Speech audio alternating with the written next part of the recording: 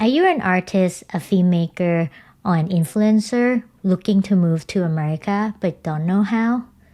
Let's take a look at the O1 visa. I'll walk you through the requirements, the process, costs, and more. Hi everyone, Om here. I'm a film and TV editor from Bangkok, Thailand. I moved to New York City about 3 years ago to pursue my dreams of editing American TV shows and films. It hasn't been an easy 3 years, but I finally got to edit a show on Apple TV+. I wouldn't have had the opportunity if it wasn't for the O1 visa. Before we dive into the details like who this visa is for, the requirements, costs, and etc., I have to say this disclaimer. This is not a legal advice, and the information in this video is for entertainment purposes only. I'm just here to share my own experience of getting an O1 visa in 2020. Who is the O1 visa for? The O1 visa is for individuals who have extraordinary ability or achievement. There are two types of O1 visa. There's O1A and O1B. O1A is for the people who have extraordinary ability or achievement in science, business, athletics, or education. O1B is for people who have extraordinary abilities or achievement in arts, in motion picture industry, or television. I'm going to talk about O1B visa today because it's the one that I got. So if you are in the art, film, or TV industry, this visa is for you. Please don't be discouraged by the word extraordinary ability because it's actually not that complicated. There are criteria that you can follow and then prove that you have extraordinary abilities. Next, what are the requirements? You need to have at least 3 out of the 6 criteria. I will leave the link to the USCIS official website down below so you can check them out. But now I'm going to simplify them and then give examples based on my experience as a film editor. The first one is you are a lead or starring participant in distinguished production. In my case, I'm a film editor. It's considered a major role in filmmaking, and the films that I edited are considered distinguished productions. The second one is you have received national or international recognition for achievements. So the films I edited went to major film festival like Toronto, Berlin, Sundance. The third one is you play a critical role for a distinguished organization. So the production companies that I worked with a lot before, they either make really good films or they did a commercial projects for big companies. The fourth criteria is you have received significant recognition from experts in the field. So for this one, I had to reach out to a lot of people that I collaborated with before and have them sign a letter, that said what kind of experts they are, what we have worked together on, and they basically have to vouch for my extraordinary abilities. The fifth one is you have a high salary or will command a high salary. I did not meet this criteria. The sixth one is you have a record of major commercial success as indicated by box office receipt. I also did not meet this criteria. So you have at least 3 out of the 6 criteria. What should you do next? You should start gathering all the proof of your past accomplishment before contacting the immigration attorneys, so that when you start talking to them, they already know who you are, what your past accomplishments are, and then you can have a more productive first consultation session. Because sometimes they charge money, sometimes they don't. But either way, you don't want to waste your time or their time. And by the way, if you want to know what to ask immigration attorney before you hire them, you can check out another video I made down below. And if you like this video so far, please smash the like button. It really helped me. For me, I made a document, listed all the short and feature films that I edited, listed all the festival that they got screened at, and I also included links from reputable press that wrote about the film, and then sent it to the immigration attorneys who were recommended to me by my friend that got an O1 visa before. Once we agreed to work together, the attorney sent me some questionnaires to fill out, and I have to give them information like the experts in the field that would vouch for me, more detailed information on my past accomplishment, the list of the companies I worked with before that I played a critical role in the company, and my future engagement itineraries. That was like the hardest one because normally people in the film industry, we don't really know what we will be doing, in the next year. Anyway, I contacted all of my friends and then see, what kind of projects we can plan to work together. But the good thing was that I'm an editor and the film doesn't need to be shot in the US, but I just need to edit it in the US. The next step is to choose what type of petitioner. There are two main types, employer petitioner, and the other one is agent petitioner. I went with the agent one because it means that I can work with whomever I want.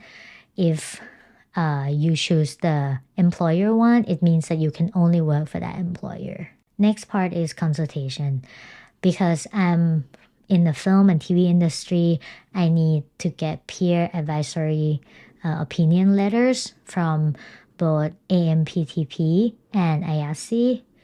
And my attorneys just send them the required information like view memos and my background. Before getting to timeline and cost, please subscribe to my channel if you haven't already. Timeline. I started to talk to the attorneys around the beginning of May 2019, and my petition was filed around the beginning of December 2019. So it took about 7 months, and then I decided to add premium processing on January 27, 2020. My case was approved on February 7, 2020. I decided to add premium processing because I was losing my mind waiting for the result. Some people say you could wait up to like 6 months, and that was pretty nerve-wracking. When you pay for premium processing, it means that they will have to give you the result within 15 days. And the result could be they approve the case, they deny the case, or they request for further evidence. And that could drag the case on even longer. After my case was approved, I scheduled an interview at the US consulate in Bangkok, Thailand. It was on February 25th, 2020. The interview itself was fine, but the aftermath was really stressful, so I kind of blocked this part out and forgot to record it in the initial video. I followed my attorney's advice on like dressing appropriately, reading my petition and remember key information like who my petitioner is and so on. So everything went well. But instead of taking my passport after the interview to put the visa stamp on, they handed me this piece of paper and explained to me that, oh, my application is not in the system yet. It hasn't been uploaded yet. So they couldn't give me the stamp. But they said they would email me when I can send my passport in to get the stamp. I left the consulate, and as we all remember, everything shut down because of the pandemic. I waited and waited and waited. They never emailed me. I decided to email them at the end of July 2020 when the consulate opened again. And they were like, oh yeah, send your passport in. So I sent my passport in. I got the stamp inside my passport. in August 2020. I could have moved to the US, right after I got the stamp in my passport, but I had to take care of things. I ended up moving here at the beginning of November 2020. Here are the cost breakdown. Attorney fee $5,200. Filing fee $460. Consultation letters $500. Premium processing $1,540. So the total was $7,700 US. That was the cost 4 years ago though. Right now, premium processing is $2,500. My friend who is filing for her O1 visa now said that the attorney fees also have gone up, average about $8,000. I did Google quickly and found the cheapest one is around $4,000. But keep in mind though that they might not offer the same services. The cheaper one might not draft the expert letters for you. Here are the pros and cons of an O1 visa. The 4 pros. The first one would be the duration of the visa. You could apply for up to 3 years at a time, and you can either extend it a year after that first 3 years, or you can reapply for another 3 years, and you can keep reapplying. There's no limit. The second one would be the flexibility. If you go the agent petitioner route, you don't have to stick with only one employer. The third one would be you can bring dependents. If you can bring your spouse and children under 21 years old. The fourth one would be there's no limit. Unlike the H-1B visa that each year they have cap for how many visa they give out. There are 3 cons. First one is your dependents are not allowed to work. Second is it requires high standard of proof to get the visa. Third one is this is a no dual intent visa.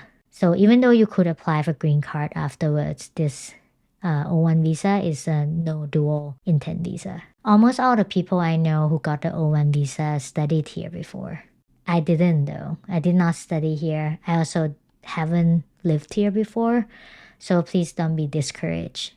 I think it really depends a lot on where you are in your career, what kind of projects you make, and also how much of an online presence you have. If you are just starting out, here are 3 tips for you. First is to balance the projects that pay with the passion projects.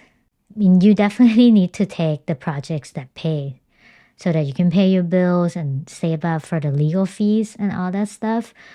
But please make sure to have time for the passion projects. Because not only that it fuels your creativity, you are the lead of your passion projects. You just need to make it good and then you can add it to your accomplishment list. The second would be have an online presence. If you're not an influencer, you don't need to focus on having many followers. But you should at least have a website so that you can showcase your work. It's also not a bad idea to have a social media presence so that people can see your work easier, know more about you. But it also helps with the next tip, which is be a part of communities. You can easily engage with people in your field on social media. You could start networking with people who are in America, even when you're living in your country. And that would help tremendously. You never know. The more connection you make, the more opportunities of collaborating, of working together may present itself. If you are not sure how to network well, I made another video that I'll link to in the description box down below. I hope this video is helpful. Please leave a comment on which topic I should do next. And I'll see you in the next video. Thank you for watching.